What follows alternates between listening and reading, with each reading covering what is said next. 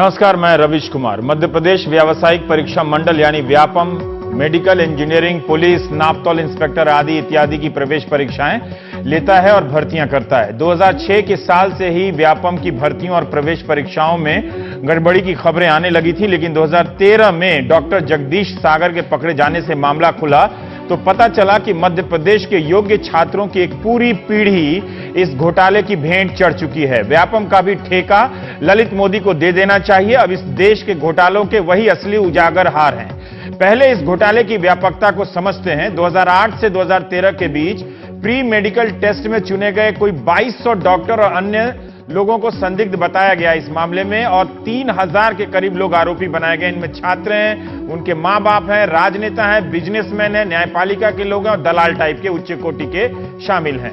करीब 1700 गिरफ्तार हुए हैं, जिनमें से कुछ जमानत पर हैं, कुछ जेल में हैं। बड़ी संख्या में छात्र जेल में हैं और अभी भी करीब 500 लोग फरार बताए जाते हैं। इंजीनियरिंग की प्रवेश परीक्षा का मामला अभी पूरी तरह से खुला नहीं है, लेकिन मेडिकल के खुलासे ने मध्य प्रदेश के नेताओं और अफसरों को एकजुट कर दिया है, क्योंकि इसमें योग्य छात्रों की जिंदगी बर्बाद कर उनके नकारे बच्चों को एडमिशन मिला है। मुख्यमंत्री शिवराज सिंह चौहान ने विधानसभा में स्वीकार किया है कि 1000 भर्तियां अवैध हुई हैं। इस मामले में कई मंत्री, आईपीएस, राज्य पुलिस अधिकारी, राष्ट्रीय स्वयंसेवक के संघ के नेताओं के करीबी और यहां तक कि कांग्रेसी नेताओं के भी नाम आए हैं आरोपी के रूप में और लाभार्थी के रूप में। विसिल ब्लोअर आनंद राय का दावा है कि मुख्यमंत्री शिवराज सिंह चौहान के करीबी डॉक्टर अजय मेहता भी आरोपी हैं, जिन्हें राज्य मंत्री का दर्जा प्राप्त था। सीएम के ओएसडी प्रेम प्रसाद और उनकी बेटी भी आरोपी हैं। अग्रिम जमानत मिली है, मगर सरकार ने विरोध नहीं किया। राज्य मंत्री गुलाब सिंह किरार और उनके बेटे शक्ति प्रताप सिंह आरोपी हैं। शक्ति का मेडिकल में 4था रैंक था। इनके खिलाफ जुलाई 2014 में एफआईआर हुई, लेकिन अभी तक गिरफ्तारी नहीं हुई। व्यापम के परीक्षा नियंत्रक सुधीर सिंह भदौरिया भी गिरफ्तार नहीं हुए हैं। ये भी केंद्रीय मंत्री नरेंद्र सिंह तोमर के करीबी बताए जाते हैं। भदौरिया अभी भी इंदौर के सरकारी इंजीनियरिंग कॉलेज के निदेशक के पद पर विराजमान है।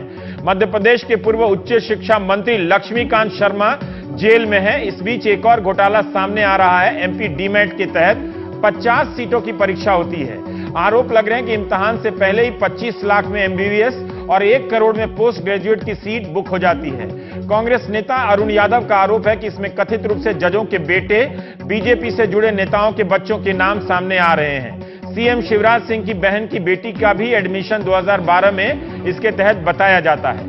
हाईकोर्ट में एसटीएफ ने माना है कि 23 आरोपियों की मौत हुई है। शनिवार रविवार को ही 2 मौतों को जोड़ दें तो संख्या 25 पहुंचती है। कुछ का दावा है कि 40 है।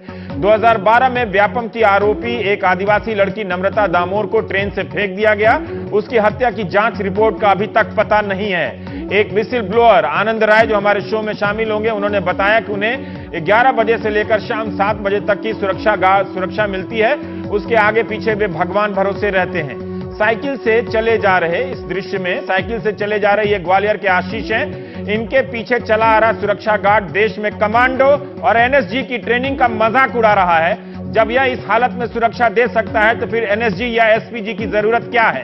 ग्वालियर में व्यापम मेडिकल कॉलेज भर्ती से जुड़े 19 मामले दर्ज हैं, जिनमें से 5 में आशीष शिकायत करता है और 11 में सारी जानकारी देने वाले।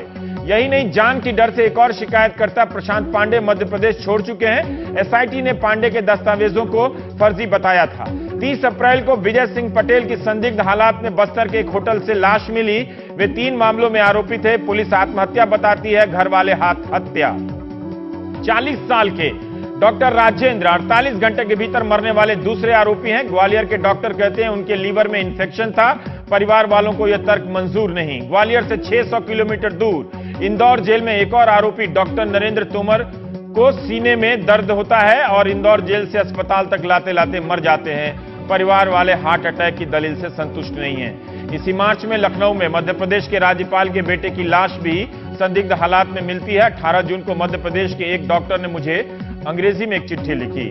उसका एक हिस्सा आपको पढ़कर सुना रहा हूं। हालत यह है कि जब मैंने डॉक्टर साहब से पूछा कि क्या मैं आपका नाम और लिखावट दर्शकों को दिखा सकता हूं, तो वो बेहद डर गए। उन्होंने मना कर दिया कि हम छोटे मोटे डॉक्टर हैं। कितनी इज्जत होती है डॉक्टर की अपने शहर में। एक प्रिस्क्रिप्शन टीवी पर नहीं दिखा सकता। अब सोचिए, जाहिर है व्यापम के आरोपियों की हालत ने वाजिब चिंता करने वालों को डराना सताना शुरू कर दिया है। डॉक्टर साहब का जो लिखा हुआ उसका कुछ अंश यह है कि क्या हम हर घोटाले में पैसे की ही गिनती करते रहेंगे जैसे 2G या 3G में करते हैं। मैं जिस घोटाले का जिक्र करने जा रहा हूं, इसका समाज पर दूरगामी असर पड़ने वाला है। पिछले दरवाजे से प्रवेश पाने वाले डॉक्टर कभी भी संजीदगी से समाज की सेवा नहीं करेंगे। यही कारण है कि मध्य प्रदेश में स्वास्थ्य सेवाओं का स्तर गिरता जा रहा है। घोटाले से जो वन निरीक्षक या टीचर बनेगा, वो कैसे ईमानदारी से काम करेगा?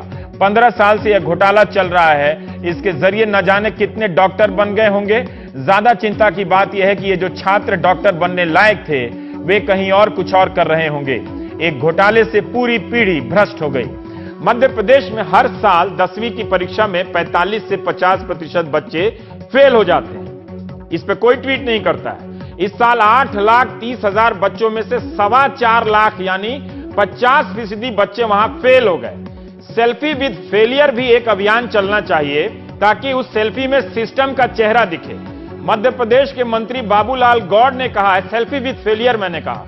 गौड़ ने कहा कि जो आएगा वो तो जाएगा ही। क्या बाबूलाल गौड़ को किसी यमराज ने बताया है कि व्यापम के ये जो आरोपी आए हैं वो जाएंगे?